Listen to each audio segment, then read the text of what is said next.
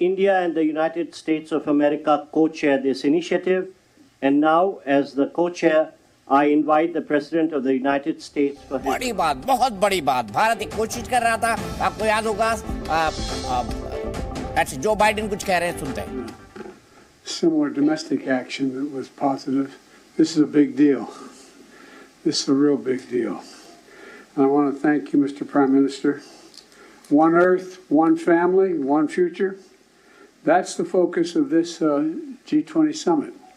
And in many ways, it's also the focus of this partnership that we're talking about today. Building sustainable, resilient infrastructure, making quality infrastructure investments, and creating a better future. A future that presents greater opportunity, dignity, and prosperity for everyone. Last year, we came together as one to commit to this vision.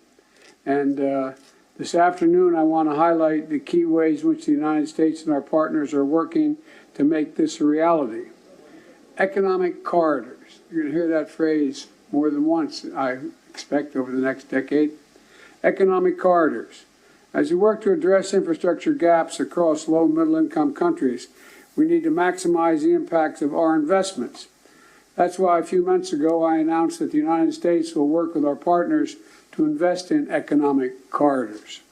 In practice, it means we're focusing on regional infrastructure projects that deliver results across multiple countries and in multiple sectors.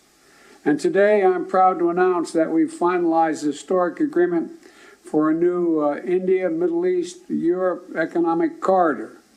As a key part of this corridor, we're going to invest in ships and rail that extends from India all the way to Europe, connected by the UAE, Saudi Arabia, Jordan, and Israel. Bridging ports across two continents, unlocking endless opportunities, including making it far easier to trade, export clean energy, expand access to reliable, clean electricity, lay cables that will connect communities and secure a stable internet, contributing to a more stable, more prosperous, and integrated Middle East. And I want to thank the sponsors. And I particularly want to thank Prime Minister Modi and the Crown Prince of Saudi Arabia, Mohammed bin Salman, and President von der Leyen and the European Commissions. And since he's not speaking today, I wanted to, well, maybe he is speaking today. I had a note he wasn't speaking. At any rate, I'm going to stop there. In the sub-Saharan Africa, we're working in a private-public partnership as well to invest in a trans-African corridor. That includes a new partner, the European Union. President von der Leyen, thank you for making this very possible. Together, as part of this corridor, we're going to invest in a new rail line that will extend from the western port in Angola to the DRC, to Zambia, and ultimately the Indian Ocean.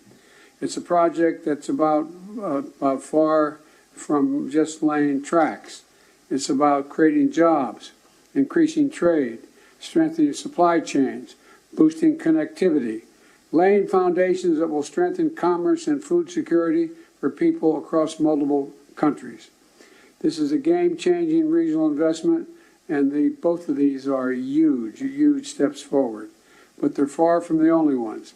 We're continuing to make big investments in infrastructure around the world. That includes a solar energy site, an insulin manufacturing facility, and electricity project right here in India. We're continuing to develop economic corridors across Africa, Asia, and the Americas. And together with our partners, we're working to mobilize the trillions of investment needed to close infrastructure gaps around the world, including the formation of a new investor forum that the United States will host in a couple weeks. Let me close with this. The world stands at an inflection point in history, a point where decisions we make today are going to affect the course of our future, all of our futures for decades to come. A point where our investments are more critical than ever. So together, let's continue to work as one to seize this moment in history and maximize our collective investments, to find new partners, to unlock new capital, because when we invest in low and middle income countries, all countries benefit. When we invest in emerging economies, all economies benefit. And when we invest in the future of people anywhere, people everywhere benefit. So I want to thank you again for being here.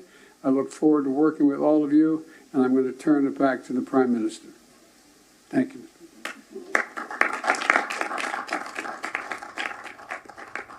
Thank you, Excellency. Z News.